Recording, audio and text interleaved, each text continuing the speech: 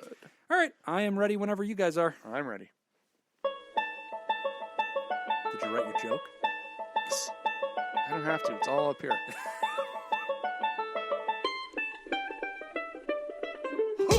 From fabulous Las Vegas, Nevada, this is Pod Therapy. Real people, real problems, and real therapists. You can submit your questions anonymously at podtherapy.net or email us at podtherapyguys@gmail.com. Hey everybody, we want you to take this time to consider supporting us on Patreon. For as little as $1, you can experience what it's like to regret supporting us on Patreon. And now, broadcasting from the churn, that guy is Dr. Jim Jobin. I'm Nick Tangeman. It's time for some Pod Therapy. Assuming, because we are recording this in the past of August, end of August, Yes. August 30th, and assuming, maybe, that I actually get nominated for Best of Las Vegas, if you're on patreon.com/therapy, you're getting extra content all September long as I beg you to vote for me every day. So, don't give them a reason to cancel their No, Patreon yeah, I mean, subscription. go to patreon.com/therapy. Even if you do not pay to use Patreon or give anything to us, all of my posts in September, which are trying to garner votes, are all going to be public. So you don't even have to be a Patreon to see all the stuff that I'm going to throw up on Patreon. Right. So those of you who are big fans of spam mail, Get you down to patreon.com/therapy. This is your month. yeah, This you don't is your want to. chance. You don't want to miss out Gonna on get this. Jim's cooking recipes and all sorts of neat things. I'm going to be sharing my children's book that I've written. I've written a children's book, and I'm going to be reading that aloud on Patreon this month. Assuming I'm no, that's a different book. Dad Vice is my book. Yeah, I've also written a children's book. you did. Yeah, Oh, it's called Starface. okay. Yeah, All right. it's about a. I'll give you the summary. No, But, well, all right. Go ahead. It's about a guy. You remember when you That asked was going to me? happen. Anyways. It's a guy named Starface. Right. Nick, this is your fault. He lives in an island, and it's called Cutepa. And he smuggles hugs. And he's trying to smuggle hugs into Miami, Florida, because he wants to share his hugs with everybody. It's a good book. It's called Starface. This is real, isn't it? Yeah, it's a real book. I have it on my phone. I'll read it. You'll get to hear it on Patreon. Go to patreon.com/therapy this month, and it will show up there at some point. I'm probably going to dangle that one in front of everybody for a while. Got to get those votes down. Go to Vote Jim. Mispronounced threaten. VoteJim.net. So we are going to do an interesting A block activity that I've already Big got quotes. the Big guys, quotes. big old quotes and italics. We've got an interesting activity that I sometimes like to do with folks that I'm working with who are navigating life change. So in this COVID era, a lot of folks have had huge interruptions to life, right? Interruptions to their employment, interruptions to where they live. And a lot of ideas are welcome back at the table. And we know a lot of folks that are starting to have this internal conversation, and they're asking themselves, do I want to change some things in my life? Do I want to change my career? Do I want to change where I live? Do I want to move somewhere? Some folks are saying, do I want to go train in something new or go to school or whatever? Sometimes people are making big decisions about, creating a family, starting a family, where they want to go in life. So whenever I'm working with a patient who is trying to figure out life decision stuff or life direction stuff, I do the activity that we're going to do together today. And this activity, by the way, I'm going to post on patreon.com/therapy when this episode goes live on Wednesday of any given week. That's whenever our Patreon episodes go up. You can go to patreon.com/therapy, and the attached PDF will be there for you to do this activity at home. But the activity is called a value sorting inventory or value inventory. And basically, here's the idea. When I'm trying to help somebody navigate what their best life's going to look like, the first thing I like to do with them is ask them to think carefully about what their personal values are. And the way I define that is sort of like things that if you were living your best life, these are qualities of that life that would need to be present. And then that looks different for everybody. For example, there's an example. So it's a grid. The worksheet looks like a grid. It looks like a table, and it's by 6 by 5. It's got 30 different entries in it, and there's random words that have to do with things that people might enjoy or might find very important to themselves. So, like one that you'll see on here is good health. Okay. And so some people would say, yeah, that's a really important priority for me. And so it's not enough to learn that they do value that over other things. It's also important to ask them, so like, what does that look like to you, right? Because good health looks different to everybody. They define that differently. But trying to zoom in on what a person's values are then really helps a therapist to try to work with you to say, okay, now that we can use this map, can we direct your life in ways that aim toward these values?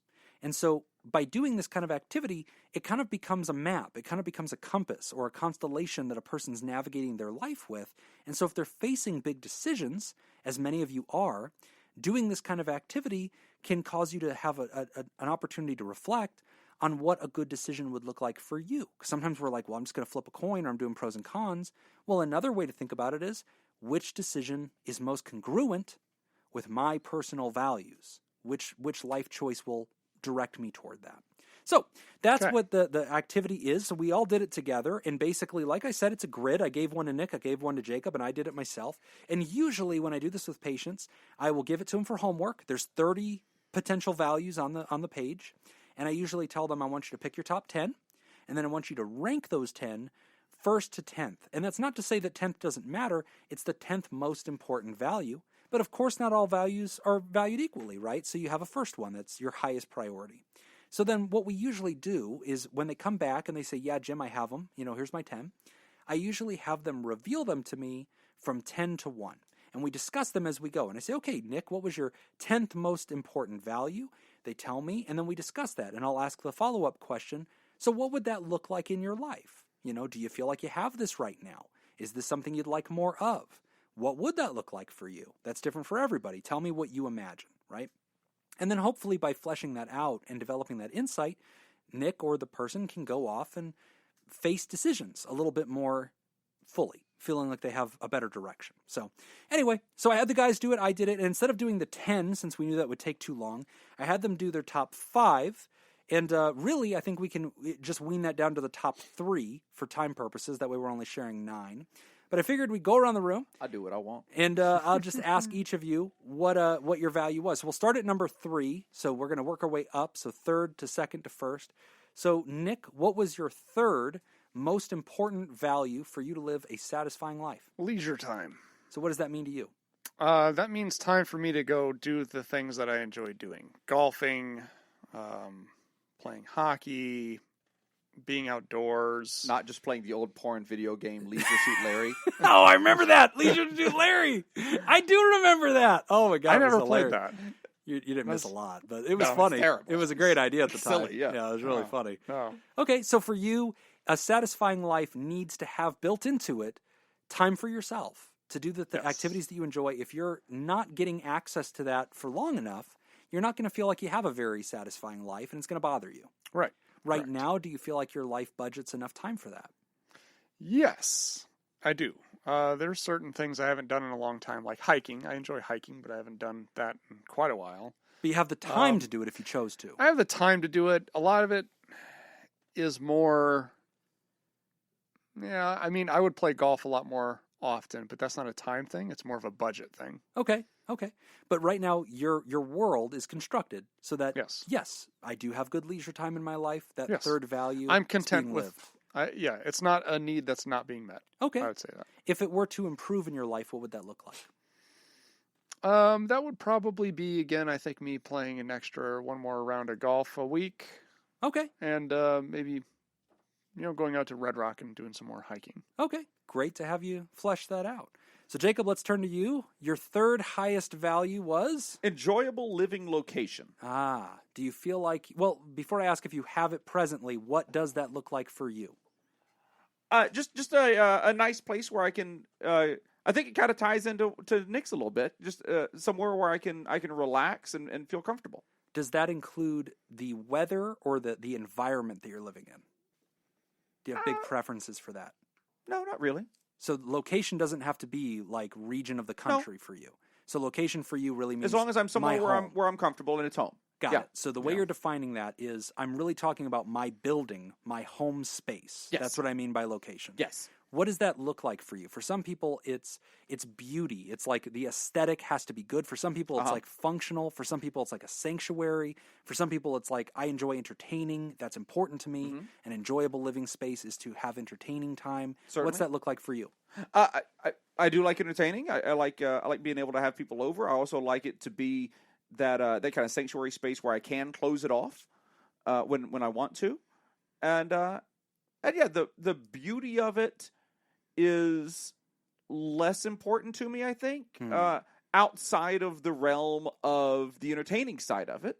Because when I do have people over to my home, I want them to enjoy my home. And so because of that, I want it to look certain ways and everything. Okay. So bringing it to the now, how do you feel about this value? Is this something that you feel you have a good amount of? Yeah. And if so, what would it look like to improve it even more? I mean, there are always things to improve it, but I mean, I feel good about my home situation right now. Nice. So you're living through that value. Yeah. It's present in your story. Yes. Very cool. All right. My number 3, I selected autonomy.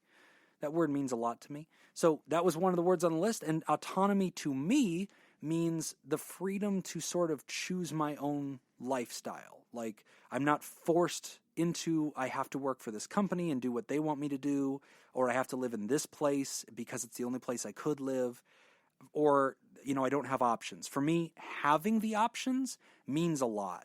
Like, even if I'm not going to do anything with them, like, I will still choose to work all day and not do anything. But having the mental freedom to say, well, I don't have to, though. I could stop right now and go outside or do whatever, even though I'm not going to do that.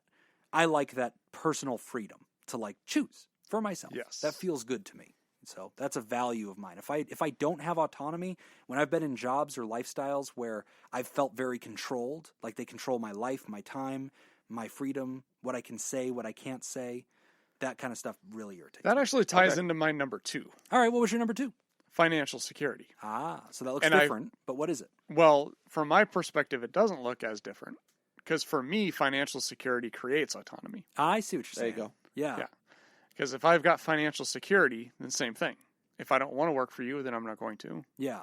Or if I don't want to do this, I don't have to. Yeah. Kind of like what they, all the movies, The Wolf of Wall Street, right? Where he talks about fuck you money. Yeah, yeah. Where you just walk if away. you get that, you're just like, okay, I don't have to depend on anybody for anything. Right. And that's that kind of autonomy. Interesting. So like same thing like for me for the past several months I've been paying off debt. Okay. And that feels great for the autonomy. It's great to know that I don't owe anybody anything. Okay. Financially. Yeah. I don't know any the only thing I have left to pay off is my student loans. Okay. But after that, I don't owe anybody anything. Right. So that freedom that comes with the financial security. Yes. Which is why it's so useful doing this activity to really help or to invite somebody to explore what that means to them. Because if I just asked 100 people what does financial security mean, they might just come to a conclusion of, financial security is paying your bills and having a little bit left over to buy fun stuff. But whenever you probe deeper into that, Nick, you're saying, well, it means more than just a particular number. To me, it means freedom from debt. Yep. To me, it means I can say yes to a job or no to a job because I'm financially secure in my life. My means match my lifestyle. Right. And so I feel good about it. because I've had to take a job that I didn't want because I lost the last job. Right. And I need income because I'm living paycheck to paycheck. Right. Where now I don't necessarily have that anymore. If I lost my job today, I would be upset. Right. But I don't feel like I have to rush into the next one. And that's financial security. Yes. Is not that's feeling autonomy. like I'm always on the brink. Yep. And so I have the ability to look for a job that I would enjoy because I'm not in a desperate place. Like to me, it's I don't have to think about money. Yes. Right. I just don't, it's not an issue. Yeah. It's what it is. Not necessarily buying another Lamborghini, just whatever. I think that for me, that would be the next step in the process. If I'm able to get to that point where I can go on vacation and if I want to buy something, I see something, I want to get it. I'm not thinking like, I'm not thinking about my budget. Right. Yeah. I'm thinking like, okay, I can do that. Right. And I can just go do it. And that's part of I'm not financial there security. Okay. Right. So that's the next area to grow. Exactly. You'd say this value is a little bit achieved right now. Yeah. What would it look like for me to have more of this value? I could have a lot more freedom of mind to do some consumer spending and not have to think very hard about it. Not It'd be more necessarily diamond spontaneous. rings, but I could do what I want. Yeah. Okay, very good. I like that. Excellent contribution. So turning over to Jacob, second value, what was that? Good health. Okay, what does that look like for you? Just feeling good, able to do things that I want to do. Yeah. Not having health be a limiting factor. That's so huge because you think about that. Like, people will define this differently. And sometimes it's like, well, no, I want to be at this weight. And that's fine. You get to define that. That's fine. Yeah, if that's what good health means to you. Some people will say, I want to quit smoking. That's what good health means. Okay, great. But for some people, they define it the way you do, Jacob. And it sounds like you're saying, to me, it just means this is not an obstacle. Just like what Nick was saying with money and how I said I would define financial security. I don't want to have to think about money. I don't want to have to think about my health. Copy. Mm-hmm. So not to get too personal, but do you feel like this value is being lived okay right now? It's okay. It could be better. Okay. So there's areas to grow. Yes. And that gives you some guidance to say, okay, this would feel better and better the more autonomy I get through my good health. Absolutely. I dig it. All right, my number 2. So my number 3 was autonomy. And my number 2 is success. That's an interesting word. Because there's a lot of words on here that are similar to that. Like what? Yeah, there's there's prestige that's on here. There's Who's recognition. this Seth person? There's power. That was really good. Too bad Jim's got that mask on. That's muffling what he says. That's a damn shame. So yeah, success to me, and everybody defines success differently. To me, I feel successful if I'm taking on new projects and I'm reaching my goals with those projects. If I'm not, I don't feel successful. So it's different for everybody. For some people, it's like success is being the CEO of this company or whatever, or success is standing on a pile of money, or success is being the most well-known person in my industry or whatever. Everybody gets to define that differently. Sure. For me, it just means setting and achieving my goals. I want to write a book this year. I will have achieved my value of success if I can hit publish on that book and it's mostly error-free and it's out there. That will feel successful to me. That will matter to me. It will be a fulfilling thing for me to have done. And this is why you constantly hear me doing new bullshit that I randomly do. Like, I'm going to go speak at the Mars conference. I'm going to do that. That is me living out a value in my life, which is I need to set little goals and do them, or I don't feel like I'm living my best life. Even if that doesn't do anything for me. It's not going to change my life to speak at the Mars conference.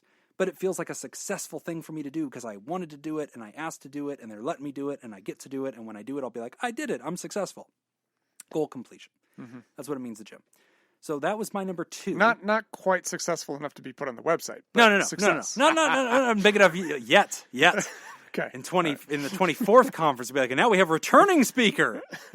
Hopefully I can find another thing to talk about because I feel like I got one bullet in this gun and I'm kind of firing it on this one. So I don't know I can go twice on the same topic. All right, Nick, what was your number 1? Good health. Good health. For the exact same reason that Jacob had it. All right. It's I don't want to be limited by my health. Mm-hmm. So I want to be flexible enough to have a good golf swing.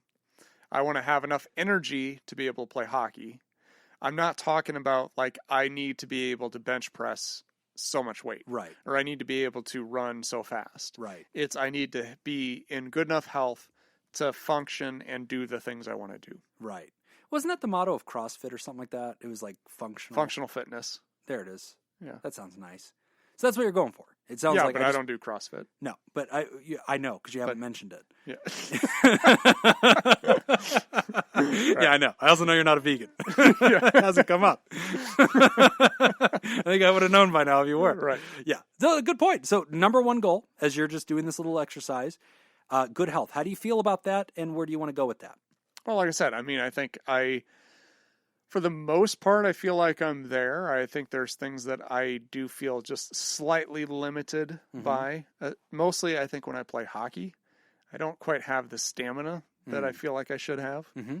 And then I've got a leg injury that hasn't really healed, so that's kind of bumming me down. But other than that, I feel like I'm healthy enough to do the things I want to do. And one of the things I like about values, too, is that you're allowed to recognize a portion of it's in your control and a portion of it's out of your control. Unlike other therapeutic things, which are often very much you-centered, the values inventory isn't just picking on the client and saying, only focus on things you can do. It's allowing it to be aspirational. Good health, you do have a measure of control, and a part of it you don't. Right. But you're allowed to say, this subjectively matters to me a lot. even if we don't have it, even if we can't get it. Wealth is on this list. You might not be able to get to wealth, but like you're allowed to say, this is a driving value for me. It's something that directs my life. Very good. Right. Jacob, what was your number one? My 2 and 3 feed into my number 1. So Okay. my enjoyable living location and good health feed into my number 1, which is freedom from stress. I Yep. see. So all of that coming back to just well, what does it mean to you? I think it's just what it sounds like. I mean, it's just I like my life when I'm not stressed. Okay. I like my life more. I like my days more when I don't have stress. But I mean, I don't think that's I don't think I'm in any way different than most people in that. Yeah. But that's important to me. I have modeled my life and I try to form my life in a way that I don't have stress. For some people, if I ask them, what does freedom from stress mean? They might say, oh, it means like early retirement, having no employment whatsoever. Yeah.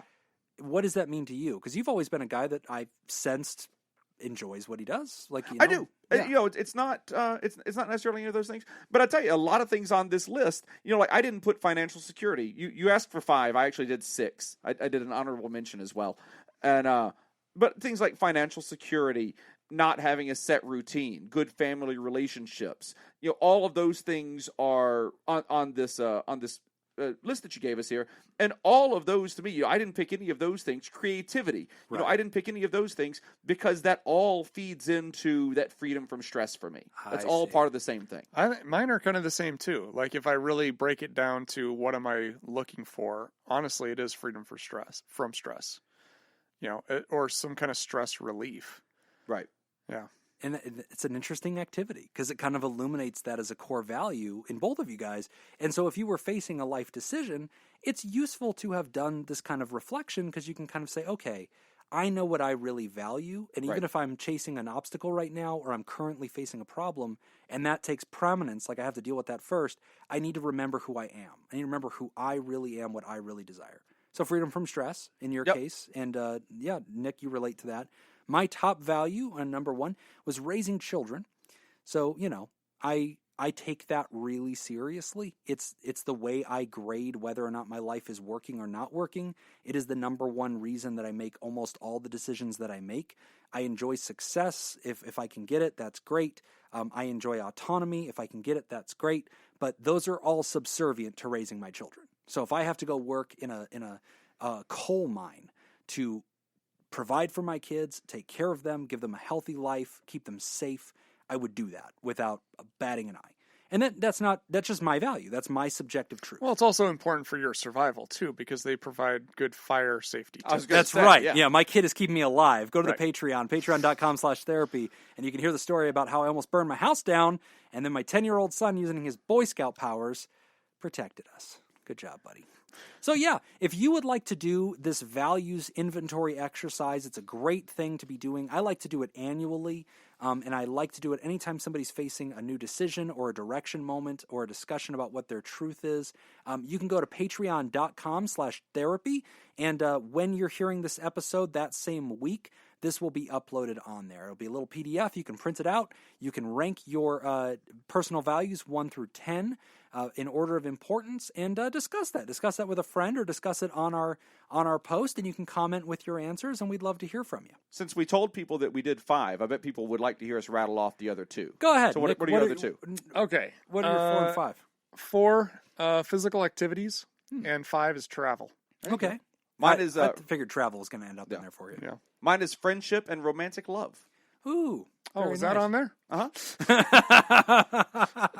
Didn't even see it. It doesn't I guess matter. It's over anyway. Subconsciously, You didn't that put must it on mean there. something that I didn't even see it. Oh, what does that mean? My last ones were recognition and financial security. There you go. There you go. Patreon.com/therapy. Check it out. We are going to take a quick break. And when we come back, we are going to discuss the effects of COVID on mental health. You're listening to Pod Therapy. This week's Theraproducer sponsor is Robert Brownie Jr. Mints. Today's first trivia question in honor of Theraproducer Robert is... We got another 80s movie trivia. Oh, here we go. Tagline: Meet the only guy who changes his identity more often than his underwear. Here's the plot summary. Oh, I got it. Oh, okay, go ahead. Fletch. Fuck me. Yeah! Yes! You can't let him take the guess. Oh, take the shot, Jim. Right through the heart. Blowing the smoke away on the All right, pistol. well, if I was you- trying to remember if Master of Disguise was in the Oh, 80s, yeah, too. it's 90s. I Yeah. think. I think it is. If you would like to join Robert Browning Jr. Mint and make the show possible, you can go to patreon.com/therapy and sign up. Again, that's patreon.com/therapy. Funniest man in America. We watched that last night. Oh, did you? Because, yeah, well, we did movie night last night. So we watched 2 movies. One was North by Northwest. You watched movie night on Golden Knights time? I know. We didn't plan it out very well. But I committed to it. Well, at least we won anyway. So we did North by Northwest, and then she had never seen either of the Fletch or Fletch Lives movies. Oh, it's great. So I'm like, I'm going to go out of order. yes. Because I'm going to go start with Fletch Lives because that was my favorite. Oh, really? Because I figured she's only going to watch one. Yeah, give it a good one. We'll- That's we'll- true. yeah, She's probably not going so- to watch a sequel. Yeah. Probably not. Good Yeah, call. so. Great film. Yeah, God, love such a that good movie. I need to rewatch I love that both those too. movies. Yeah, Chevy Chase. I'm generally a huge fan. All right, hello, Pot Therapy. This is Zach. I was wondering, how much do you think this COVID-19 and government shutdown thing has affected all of us these past 4 months? Not at all. Next question. That was easy. More anxiety cases? More depression cases? Also, wanted to ask Jim and everyone else on Pot Therapy, how are you guys doing with your mental health during all of this shutdown and post effects? How has it affected you mentally? Thanks, Zach.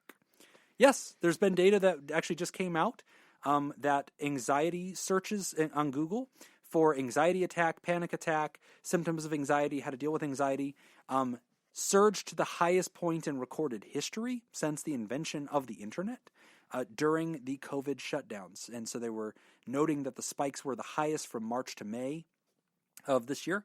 And so, yeah, it's been extremely high.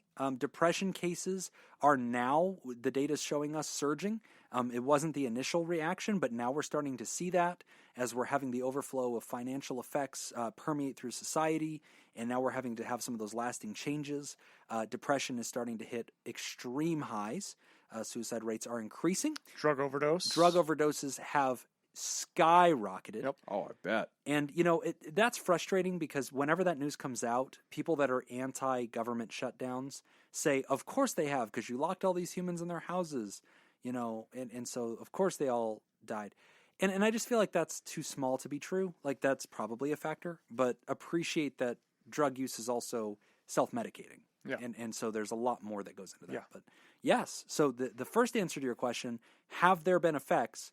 Yes, and we predicted that. We were, you know, an early voice trying to warn people that this was something that was very serious. It was going to have huge mental health effects, and we could quantify those effects because we had the data from the past to teach us what was going to happen. So it's one of the reasons that we have tried really hard to make sure we're doing this podcast regularly and being with folks. And early in the COVID crisis, Nick and I hosted several support groups online. And just trying to connect with people and open it up, and we've been trying to facilitate those conversations. So yeah, man, yeah, it's been really a huge thing in society. Checking in with us, taking our temperatures in the room. How are you guys doing with all this? Doing okay? My anxiety went to all-time highs. I'm doing better now, but Yeah. oh yeah. Well, you were already. I was already pretty you were touchy. pretty- Yeah, but this definitely knocked me over the edge a couple times. I had my first Weird. We haven't noticed. yeah, as I'm wearing the shirt over my face in You've September. stopped. I mean, you're not wearing the whole hazmat suit. That's now. true. Yeah, I don't have the gloves on anymore. You're also in the room. Yeah. I had the first true panic attack that I've had in years happened this year as a result of all this. And it was just the overwhelming fear of like what's happening in our society, what's going to happen next, are we safe, is my family safe, all of it.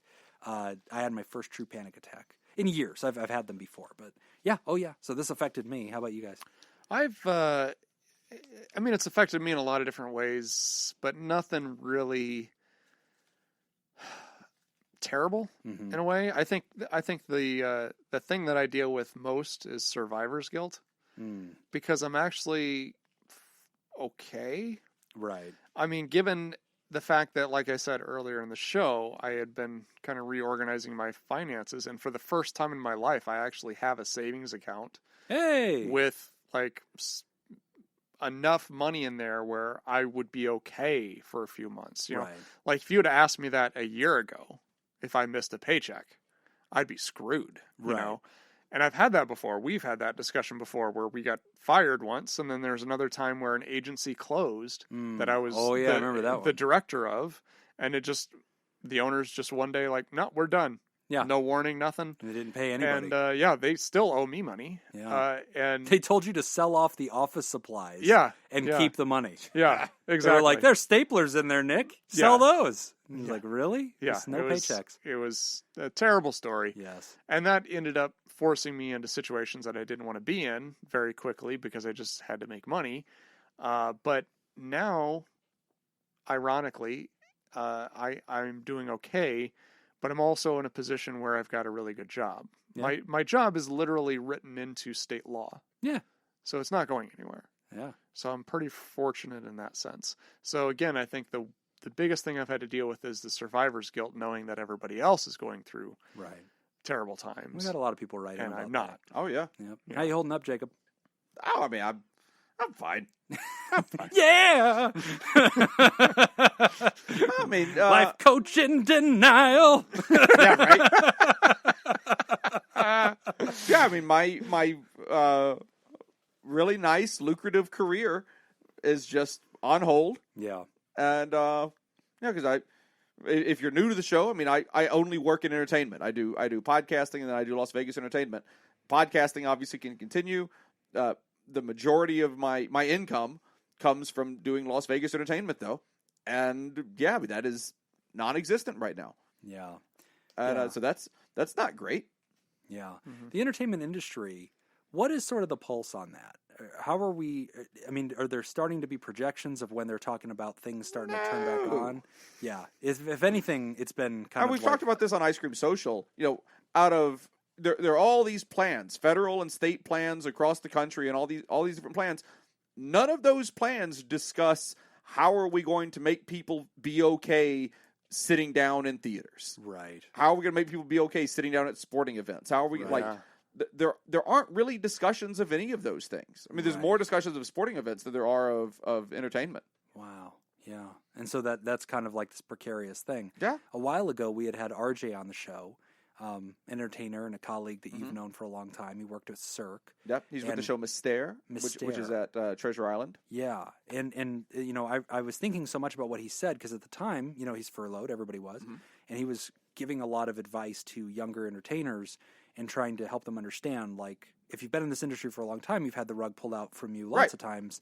This is still different, and there was a lot of this like blind optimism. They're like, oh, it'll get better in a week, and he was like, hey, buckle up, like it's probably going to be a long haul. I mean, I've never worked in another industry in my life. Yeah. I've never had a non-entertainment job. Hmm. I am useless in the real world. Hmm. And I've had shows close. I've had shows that were making lots of money, hundreds of thousands of dollars every week. I have had those shows close with virtually no notice. Wow. Just, very surprising to everyone involved. Things like, oh, this producer for this theater, the owner of this room has just found another show that they want to put in there for whatever reason. Things like that. Always before, I live my life, because I'm in the entertainment industry, I live my life with backup plans. Right. With constant backup plans. And, one of my backup plans is always like, oh, I can go back to New York and I can work on Broadway, or I can work Broadway tours. I can go on the road. I can always go on the road, or I can work music industry. I've done lots of rock and roll shows and tours and everything in the past. I can do any of those. For this, and again, we've talked about this on Ice Cream Social, for this, it not only took away what was going on, but it took away all the backup plans. Right. All the backup plans just went away the same day that the primary stuff went away. And it's like, well, fuck. Yeah. Right. It's not just the rug being pulled out from under you. It's every rug Yeah. Right. has been pulled. It's like, I've got a industry. pile of things over here that I can do. I Right. have designers that I stay in contact with for the sole purpose of, like, I can always call that designer up and say, what show do you have going out on tour soon? Right. Do you need somebody to go out on that show? Yeah. And I don't have to be the head. I don't have to be the boss. I can go out and, I can go out and be a box pusher. I can go out and just be somebody on the tour that works somewhere backstage or does just whatever. There's always something. Yeah, I can always do a job. I mean, I have a vast amount of I have a lifetime's worth of experience doing these different jobs. I can do any of them. Mm-hmm. So I'll call up one of these contacts and say, "What have you got?" They'll say, "Well, we've got this tour. It only pays this a week. It's a lower tier union tour or whatever it is. It only pays this a week." I'll say, "Great, I'll take it." Sure. Because that Just holds that the a ends. week, Yeah. it tides me over. It makes I make sure that I'm still paying my bills. I can do everything, and it's not going to be my favorite thing, Right. But you're willing to do it. but I because know it that holds. it's there. But the industry is just And now collapsed. now nothing in the industry is there. God, that's amazing. Yeah, the other thing outside of the financial aspect, because that didn't really hit me very hard. I think the thing that hit me the hardest, more than I even realized, was just having nothing to do and being at home all the time. And that hit me harder than I realized. And actually it was Laura that brought it up to my attention. Because it got to a point where I had nothing going on. Right. And I'm just sitting here in front of the TV not doing anything for hours. Oh, okay. And it was finally her where she kind of like said, "Hey, you're not right. Like Yeah. something's wrong. Like we need to do something." And that's why we went to the Grand Canyon. Oh, yeah. We left for a couple days just to get out of the house Right. and go do something, because it was getting at me in a way that I didn't even realize. Right. Oh, like something for me that I know that I've got right now is I just have a constant low level anger. Oh yeah. That it just stays with me. And there are many days and many times during the day and everything, and this is not just a once a day thing. This is like I have to constantly do this. Is like, hey, I'm at my house. My wife is here. We have a friend who's been living with us for a few weeks now, and things like that. I'm like, I have to remind myself that I'm not angry at these people. I've got one other person in the house, and then one other person that he comes in for dinner or something like that, because he's living out in our guest area, and so I'm like, right, I'm not angry at these people. These people have done nothing to me at all, other than support and love me. Like, I got no beef with these people. I have to remember that this anger that I have, that is just in me right now, is not directed at these people. It's not directed here. Yeah, that's hard to realize, and then it's hard to do something about it once you've realized it. Absolutely. Right. Yeah. With Knowing it is with not the there. knowledge that it's there, and I say this because I'm sure that other people are dealing with it too. And then the guilt of like, oh, I'll snap at my wife over something, and she just looks at me with like the what did I do? Look. Yeah. And then like the guilt and embarrassment of that just feeds into it, and now I'm more angry. Right. Yeah. Yeah. Yeah. And then I feel bad. And then it takes a lot of effort to then back up and go like, shit, no, I'm not angry. It's shit, sorry. Yeah. It's just my fault. It's just my fault. Yeah. And then it being my fault makes me more angry and just adds to that low-level anger, and it's self-perpetuating. I Anger can is one of totally the relate things to we that. don't talk enough about, because it's like easy to be like, oh, anxiety. Why? Well, I'm anxious for the future. Or depression. Why? Because I'm disappointed and I feel hopeless. Anger. Why? Because fuck the world. Right, because right. I did everything right. And I'll tell you, like, me being depressed, me having anxiety, me having stress, all three of those things make me angry. Right. Yes. Yeah, they refeed into the Yeah, anger. like just the fact that I'm dealing with those things right now more than I normally have to deal with them makes me angry. Yeah. Yes. Feeds into that. It And does. because anger is like a secondary emotion. Anger doesn't exist independent of other things. No. Anger is It's a usually response. it's our response to something that is happening that we don't either recognize.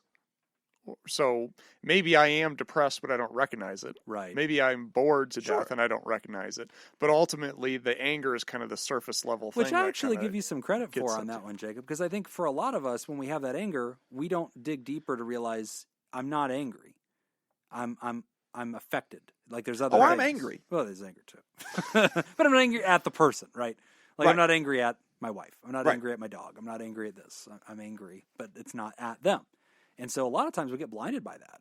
And it's hard. It is work, and it's work every day to just be like, yes, I do have this level of anger that is just present. And so if my wife, like if I go to the sink and there's a dirty dish in the sink, that that I have to clean now before I can make the lunch that I walked into the kitchen to make. And I have to wash this dish that my wife left in the sink. On a normal day, at worst, that is low-level aggravation. Right. Yeah. Right. On a day like, today, on a day during COVID, when there's all this other stuff going on, at worst, that is rage. Right. Yeah. Right. And it takes that discipline, and it takes that recognition of it, which I'm not saying I always have, right? Because there are some days where there's just like, oh, there's rage now. Yeah. Like, I'm not saying that I'm good at it. Yeah. I'm just saying that I know that I know that it's there, and I know I'm not good at it. I'm staring at the problem. That's good. But there is all of that. It's tough. Yes, Yeah. It is, and I like that you brought it up because I think a lot of humans. The writer's talking about their experience. They're asking about the world. And the data tells us that. The overdoses are higher. The anxiety is higher. The suicide rate's higher. The depression rate's higher. Anger is a big part of that mix. Laura and I had a disagreement over a light switch, and it got way more attention than it needed. Oh, was this that bullshit where you're trying to guess which light in the room turns on? No. And this was not I'd be angry at Jim, you too. Jim, this was not a riddle. Oh, okay. This was a serious deal. Oh, okay. Sorry. The riddle was, why did they both get so angry about it? Yeah. Exactly. Yeah. I kind of want to ask now. I mean, I'm not going to get into the details about it's it. too fresh. I can't revisit this. No.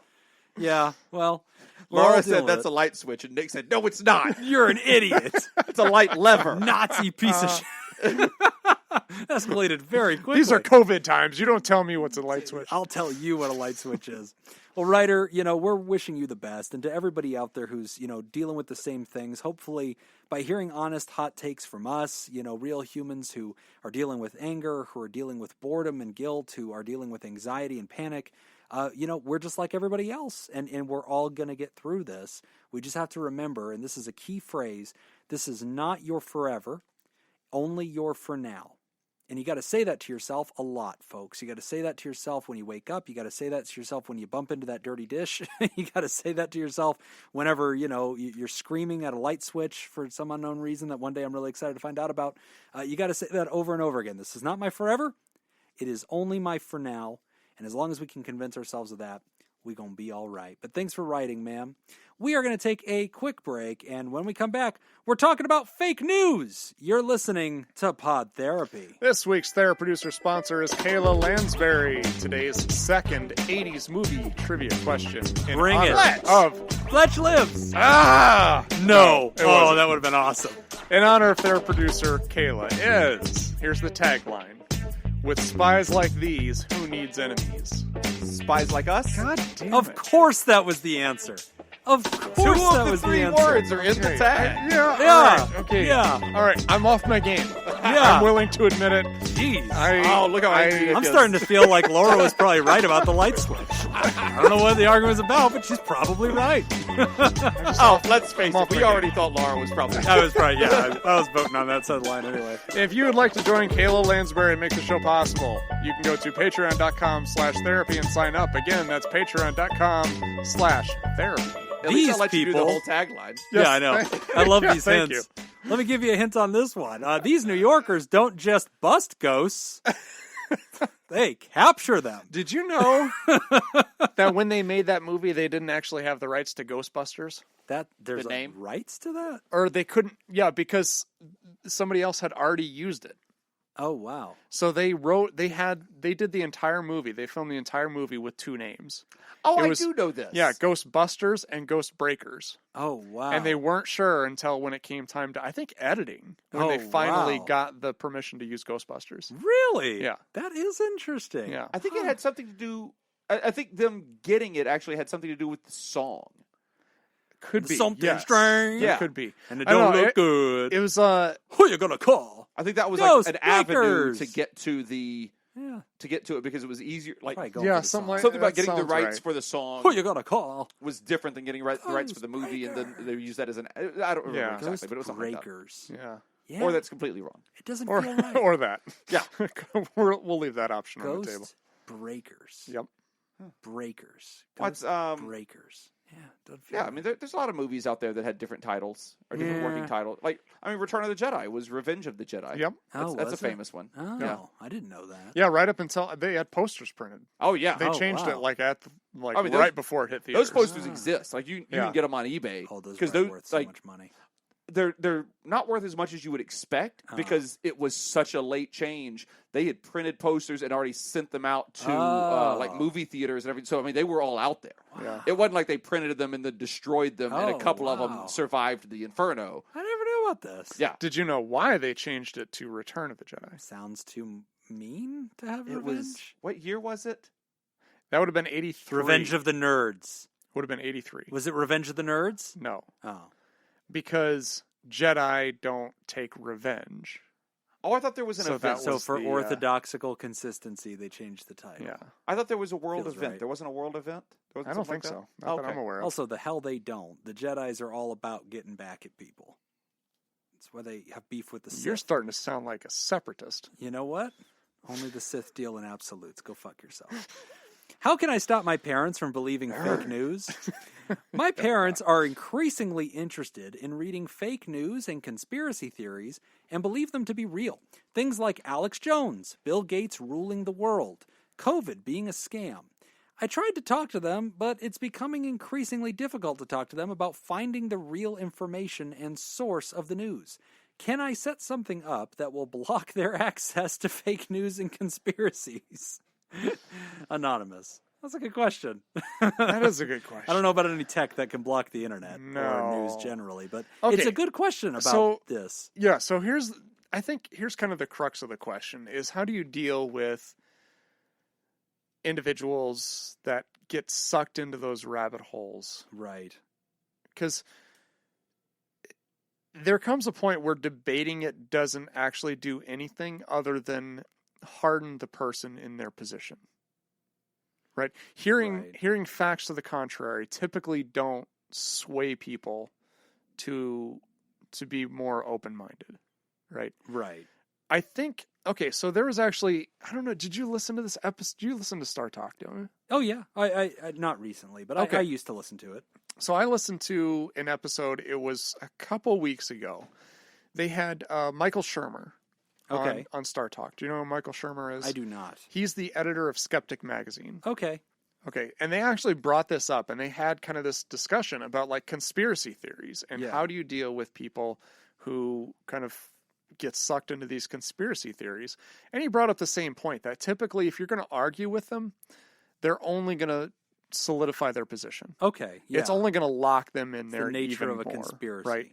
And the other part to it too is that every once in a while there is one of those conspiracy theories that turns out, oh yeah, this actually did happen. Worst case No. scenario for dealing with a conspiracy theorist is if they're ever right about something. Yes. Oh. Yes. Yeah. It's All because those people were like, technology's listening to you, and we were like, don't be dumb. Yeah. And now we're like, shit.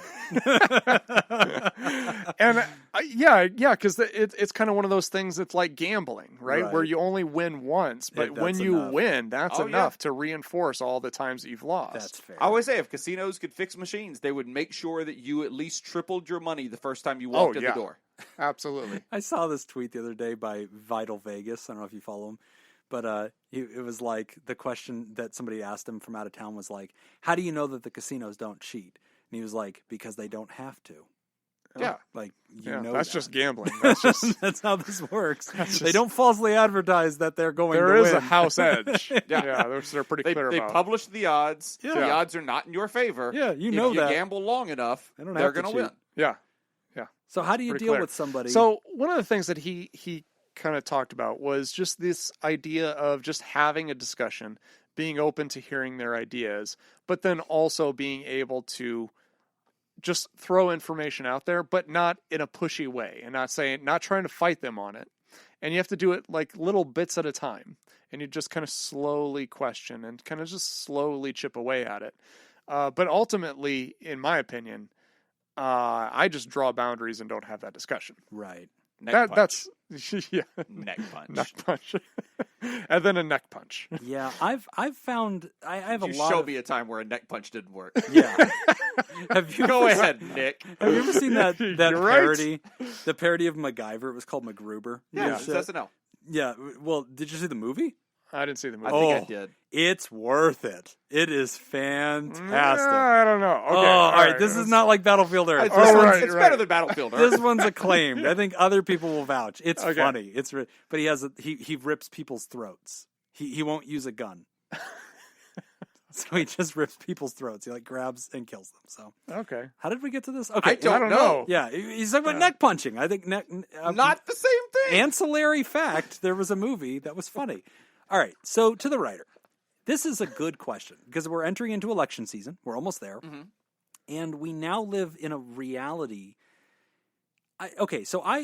There's this big discussion people keep having in the public, and they're like, we now live in a world where there's no agreement on facts, and where you can get your news in different places, and it just reinforces your worldview, and so we never know what's true and what's false.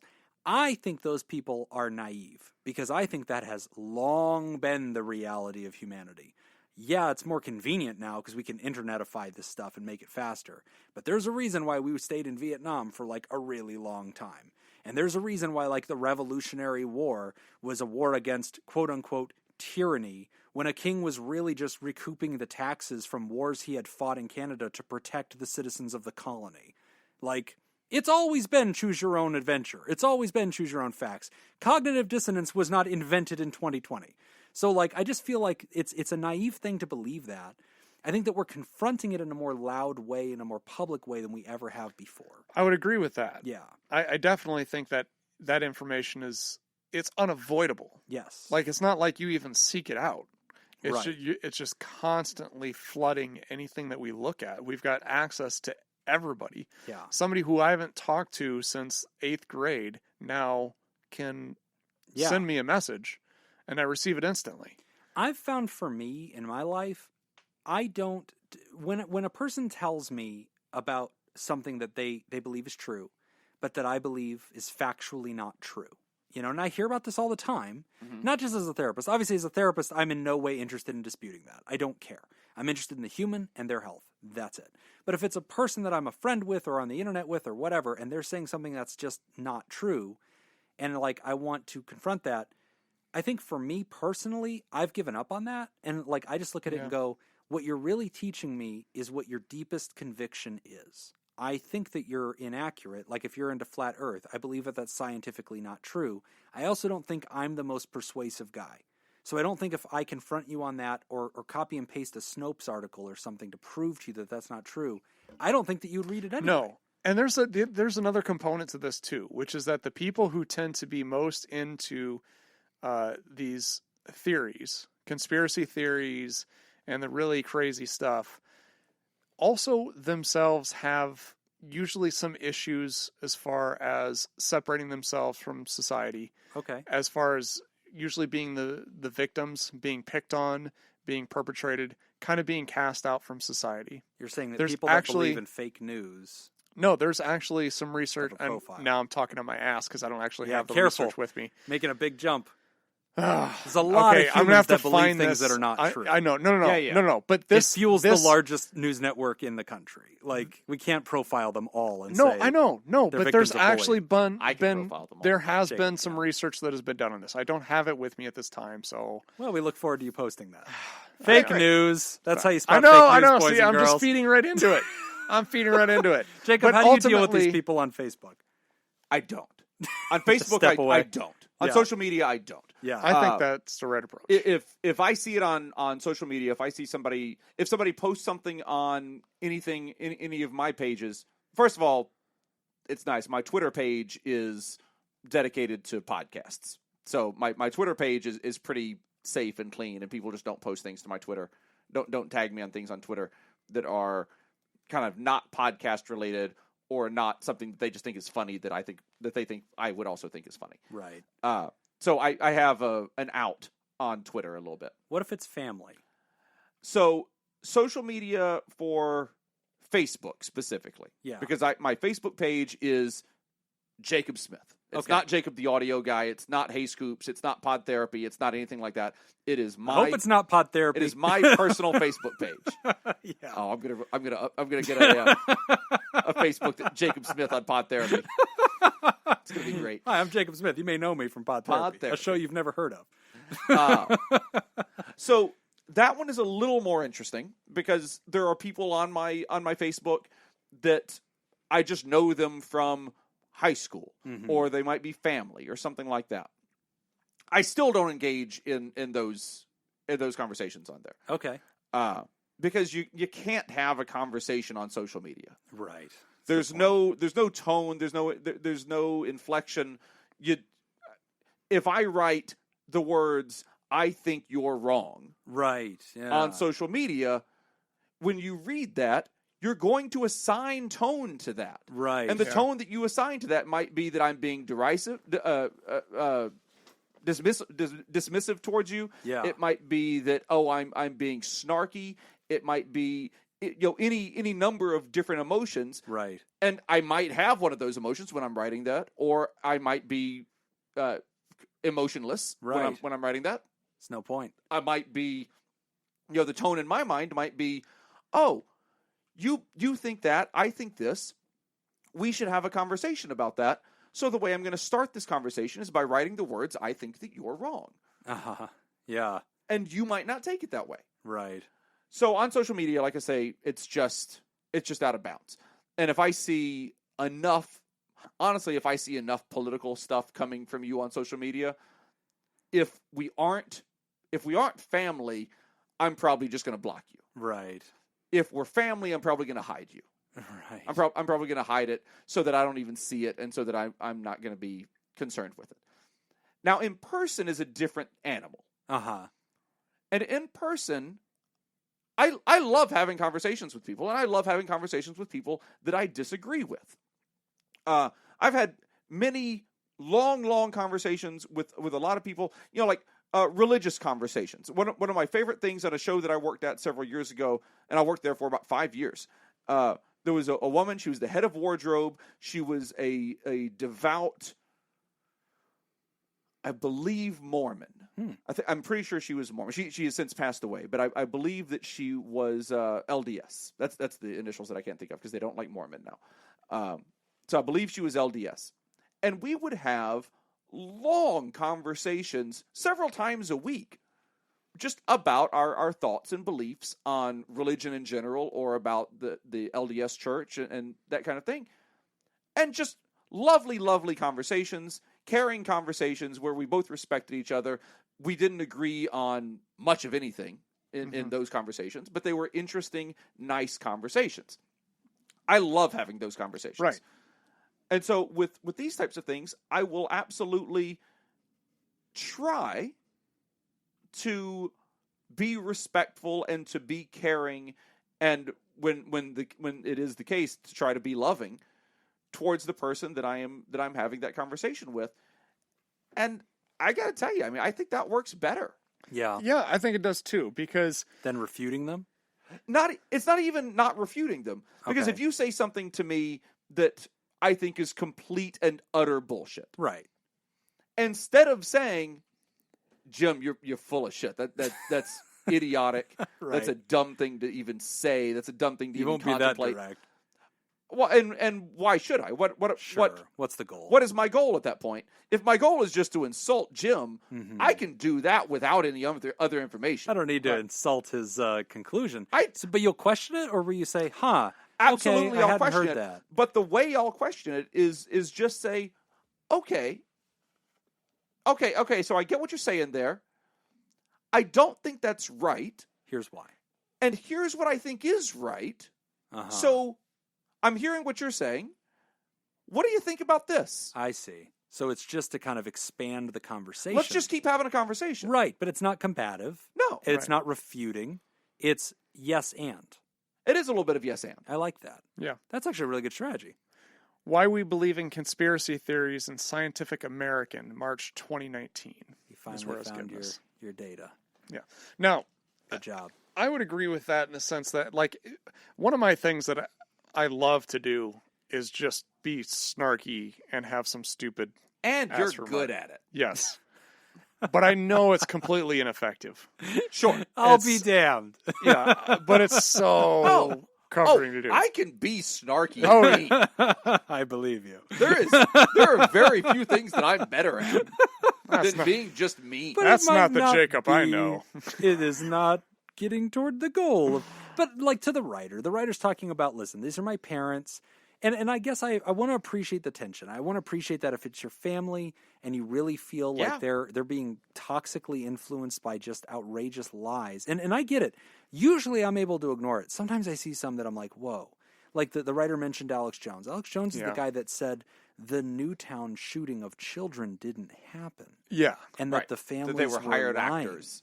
Yeah, and ultimately they sued him successfully for that. Yeah. I mean, we're talking some pretty dark stuff. Right. You know, for you to say, I think COVID is exaggerated because they don't like the president, okay, you know, I think it's exaggerated. If it is exaggerated at all, it's exaggerated because the media is click hungry and has no incentive to downplay anything. That's the other piece to this too, is that Right. sometimes they're right about what's happening, but wrong about the reason why The rest it's of the happening. plot might not be But correct. that, for instance, Yeah.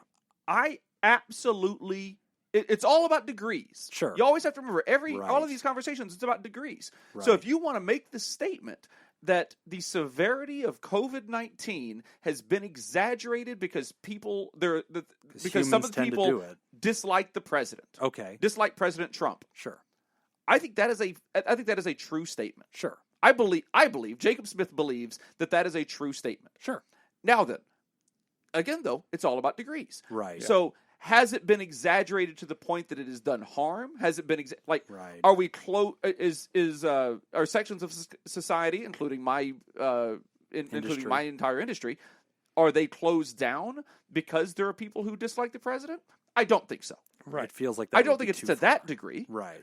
But if you want to say that there are people out there that have criticized or that have kept COVID-19 in their conversation Right. more because Right. they want to use that as ammunition against the president. Sure. Okay, fine. Of course. I That's can agree with politics. that. Right.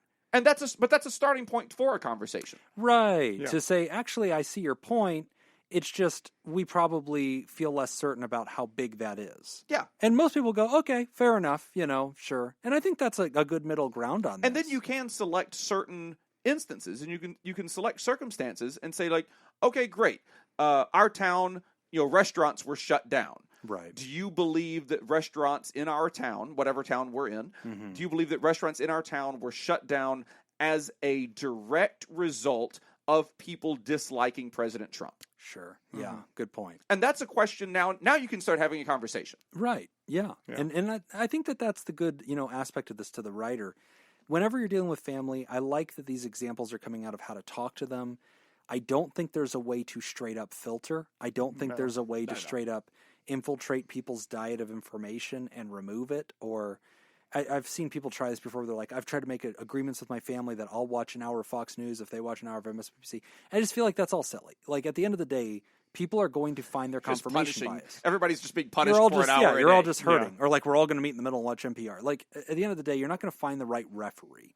You're just going to have to see what you see, do what you're going to do. It's hard to live in that bubble. I think the hardest part is to remind yourself that they're coming from a good place. That's true. Sometimes that's really hard to see. Yeah. But if you can try to see it from their perspective, that they believe 100% that they're correct, and this is important to them because they care about their society. Well, and I've seen it go both ways, and this is where it's really tricky. Like, I identify personally in my politics to the left. Okay, so I tend to vote for Democrats. I tend to agree that progressive ideas are good ideas.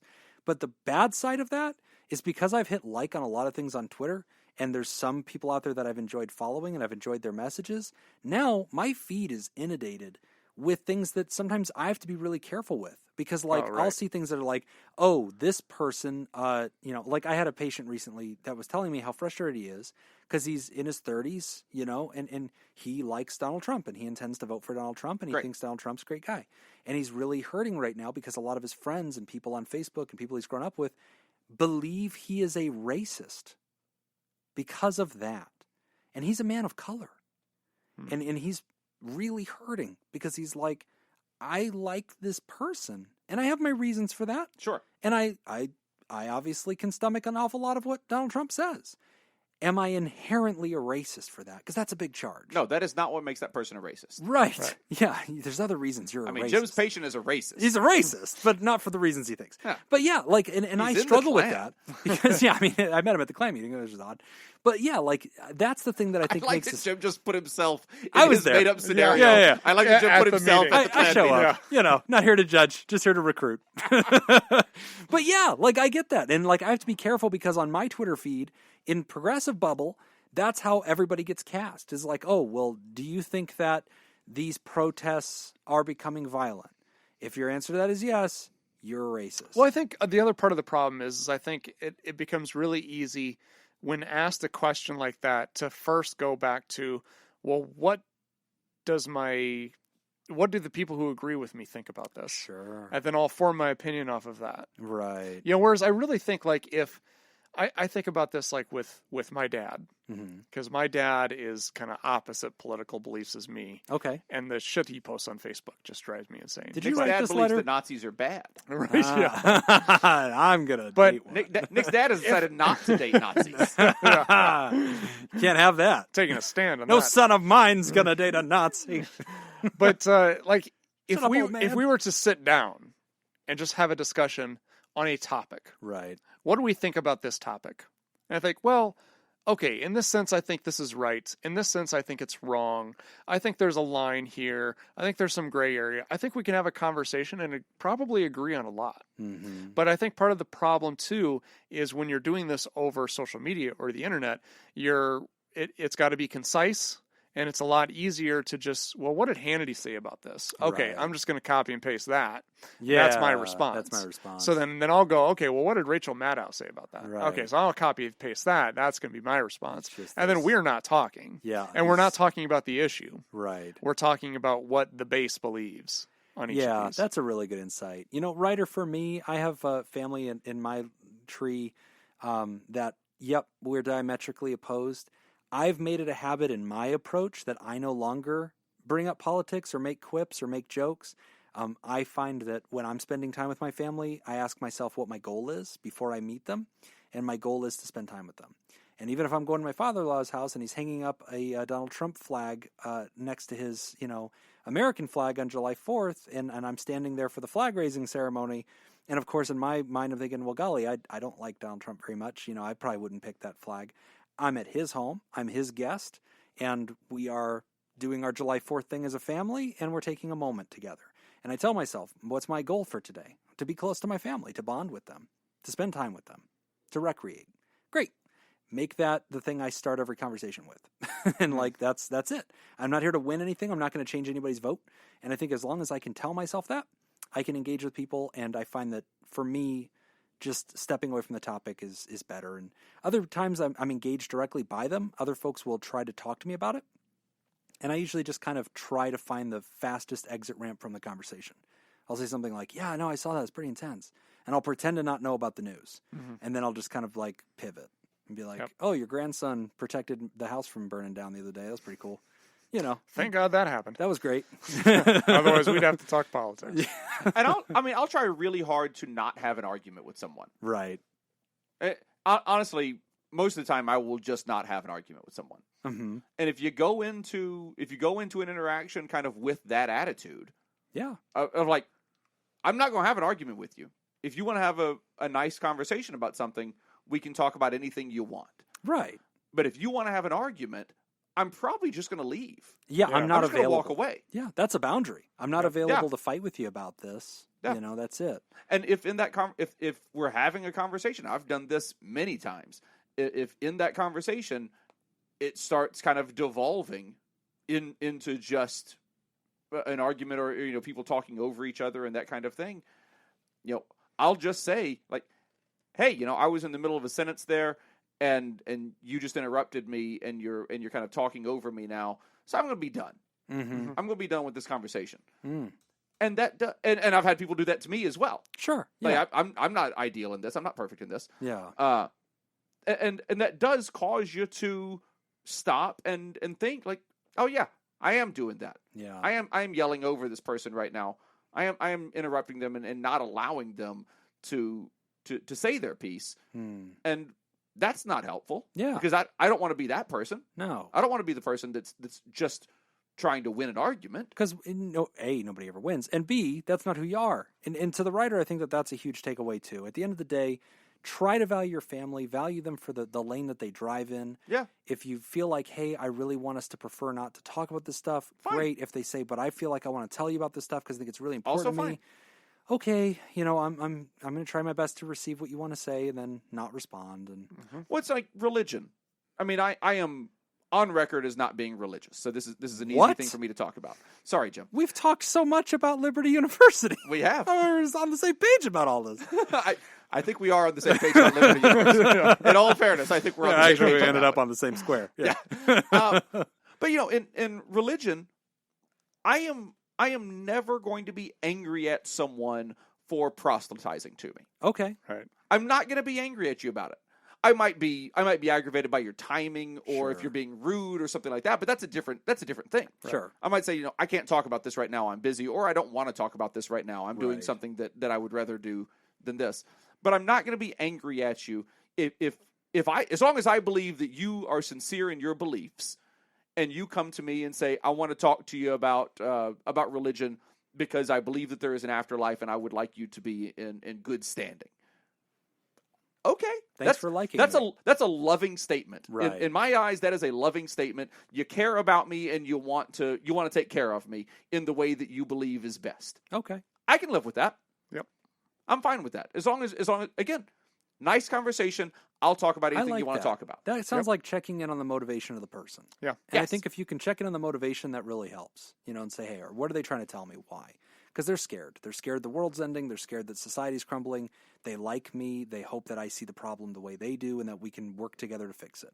Right. All right. Well, And there's also, affirmation. They want affirmation. They there's that too. Maybe they're a little scared as well, and they want to feel that affirmation from someone else. I mean, there's all kinds of things. There's all kinds of reasons that people want to have these talks. But writer, thanks for writing in. I mean, I don't think it's going to be a weird season, and it's always weird during political season, but it's extra weird. Enjoy the holidays. Enjoy the holidays. Don't go to Thanksgiving. When Christmas rolls around and Trump has canceled the election, enjoy it. Fake news. All right. Real quick, we did have a letter that came in. We'll read this out and then we'll say our goodbyes. We got a letter about the eating disorders episodes from Anonymous. It says, hey guys, I just listened to the episode and the segment on emotional eating caught my attention. Since this is something I have struggled with my whole life, the writer said that they had ADD. Why did you skip past that in your response? Are they on meds or working with a therapist for ADD? Having ADD or ADHD seems like it would make a difference in the best approach to managing a diet. I was recently diagnosed with adult ADD/ADHD, and meds have helped with so many things, including my impulse control and food. Thanks, Anonymous. Okay, good point. Yeah. I think it was something that probably just missed. Yeah, there was a lot in that There's letter. a lot that we're because gonna we're address. bad at what we do. We're bad at what we do. You never want to disqualify That's that. the short That's answer. the shortest answer. Yeah. Yeah, but thanks for bringing it up, and I think that that's fair. And I think that for folks that have ADHD or ADD, impulse control, that could be a big part of it too. So thanks for bringing it to our awareness writer, and I think that that's something everybody should look into so they can learn more about it. We also had another brief letter. It said, the last podcast in a life crisis, I think it was a reference to that episode. I was thinking about that, and with this COVID stuff, the news was either bad stuff everyone is doing or great stuff people are doing and you are not doing and should be doing, and why are you sitting there just watching this? I had to actually turn that kind of stuff off and not feel that way, and was wondering if others have had to do that and have felt that way as well. Great pod, by the way, on eating disorders, a subject on both sides that is rarely talked about these days. I've had a few friends years ago that went through that. Thanks so much, DB, and it's signatured Surge. I saw that. Yeah. Yeah. Well, thank you. Thanks for Appreciate writing in. Nice to know folks relate to that. Yeah. The answer to your question is just yes. Yes. I feel like lots of people are going through that too. 100%. You are not the only one. And Viva La Surge, I think, is also a very important takeaway. If you have become a TheraPal or TheraProducer in the last week or two, we don't mention it here, and that's because we recorded these ones in advance. So sorry about that, but we'll definitely mention you later. And so we definitely want to acknowledge that. We also want to acknowledge that you should go to votejim.net. Go to votejim.net. Vote for me for Best of Las Vegas Therapist. I'm probably the only therapist in Las Vegas that you know. Should vote for me. I want you to go to votejim.com. No, don't go there. No, nobody even knows what that is. I'm terrified, actually, to look it up now. That's available. Why did you not get .com? Oh, because it's expensive. The .net was like $12, and the .com was like a lot of money. And I was like, I'm not running for Congress. $20? Yeah, it was more than 12. Fair enough. We want to thank We can see how badly you want this. the bosses, the Elite Eight, the mysterious and shrouded Illuminati members of the fan club. We're talking about those Thera producers like Smitty Scoop, Jake Schneider, Robert Brownie, Jr. Mint, Kayla Lansbury, Elio Dare, Judy Schneider, Nathan's Hot Dog Scoop, Dr. Ben Dawn, and ex officio board member, Crazy Banana Scoop. If you'd like to hear this episode uncut and unedited and enjoy our spontaneous side projects, go to patreon.com/therapy. And thank you for supporting mental health. That's all the time that we've got for this week's session. We want to thank our landlords, the Ice Cream Social Podcast, and thanks to those of you who contributed to our show today. We really appreciate it. Remember, pod therapy isn't something you should keep all to yourself. Share this episode with someone who needs it by opening the episode's description in your podcast app and copying and pasting that link we provided into your social media. Don't forget, you can find us at facebook.com/podtherapy, on Twitter at podtherapyguys, on Instagram at podtherapy, and now at patreon.com/therapy.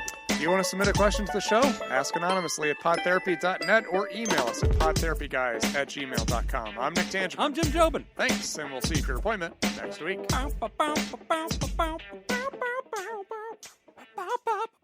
We never play my solos. I feel like that never ends up in the final cut of the show. Weird. Yeah. Weird. Killer electric guitar solo. Really weird.